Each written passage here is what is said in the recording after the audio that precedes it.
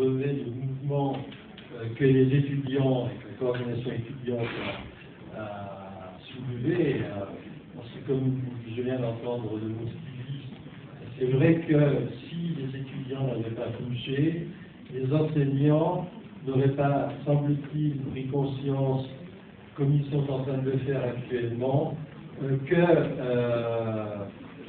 que cette loi Pécresse, LRU également, est réellement une loi scélérate qui va détruire fondamentalement ce qu'a été l'université jusqu'ici. C'est pas n'importe quoi qui est en train de se préparer, c'est vraiment un changement en profondeur, c'est quelque chose d'autre qui se prépare. Il y a des tas de choses qui sont scandaleuses dans cette loi. La plus scandaleuse, la plus évidente, étant bien entendu l'importance démesurée donnée au président de l'université.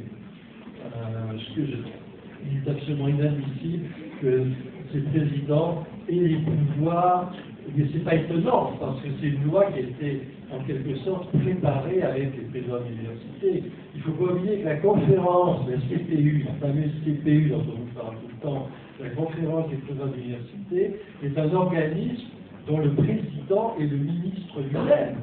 Le président de la CPU, ce n'est pas un président de l'université, c'est le ministre. C'est-à-dire que la CPU a été toujours, à mes yeux, une courroie de transmission du gouvernement. Ce qui fait que moi, lorsque j'étais président de cette université entre 1996 et 2001, je suis allé 2 ou 3 fois aux réunions de la CPU au début, ensuite j'ai cessé d'y aller parce que je trouvais ça absolument écœurant de voir le petit jeu de compromission avec le pouvoir pour reproduire telle ou telle chose. Enfin bref, je passe là-dessus. Maintenant, ces gens-là, parce que la fonction, il faut pas oublier que la fonction change d'individu. Et que ces gens qui sont des enseignants-chercheurs au départ, sont des collègues qu'on a élus pour occuper cette fonction, eh bien, ils changent de statut en quelque sorte.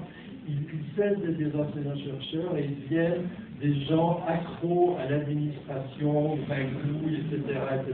Et il n'est pas du tout étonnant qu'ils aient suscité, qu'ils approuvent une loi qui leur donne des pouvoirs auxquels ils aspirent. On est en train de créer une sorte de société où on multiplie les petits chefs à tous les niveaux. Et les étudiants d'université deviennent des petits chefs qui s'imaginent qu'ils sont des chefs d'entreprise, etc., etc. Ce que je voulais dire, moi je ne suis pas ici pour vous dire il faut continuer ou il ne faut pas continuer le blocage de l'université. C'est pas mon rôle, ça, c'est à vous de décider. Ce que je voulais souligner, c'est le rôle positif que vous avez joué, que ceux qui ont suscité ce blocage ont joué. Ce qui est en jeu actuellement, c'est d'une part, effectivement, semble-t-il, des examens, savoir si on va valider ou si on ne va pas valider. Bon, pour moi, c'est une chose tout à fait surprenante qu'on pose cette question, parce que je suis rentré à l'université en 1966, c'est-à-dire avant 68, il y a des grèves, j'en ai vu. J'ai jamais vu qu'on ait sanctionné les étudiants parce qu'ils avaient fait grève. C'est quelque chose qui est entièrement nouveau. Mais ce qu'il y a, c'est qu'on voit des tas de choses nouvelles actuellement. On voit des présidents qui vont intervenir la police dans leurs universités. C'est une chose qui, à mes yeux, est honteuse. Mais pire que la police, parce que quand la police rentre sur un campus, ça veut dire que le président a fait nommément appel au préfet pour cela. Mais dans certaines universités, comme à Rennes, comme à Metz, les présidents ont fait appel à des milices privées, avec chiens, etc.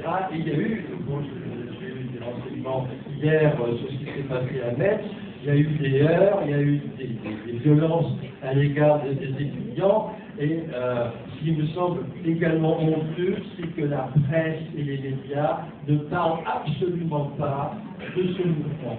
Ça, c'est quelque chose qui montre qu'avec l'élection de M. Sarkozy, la France a basculé dans un autre fonctionnement et que tout d'un coup, on va se moquer de Poutine ou je ne sais qui en Russie, mais on fonctionne exactement de la même façon en France.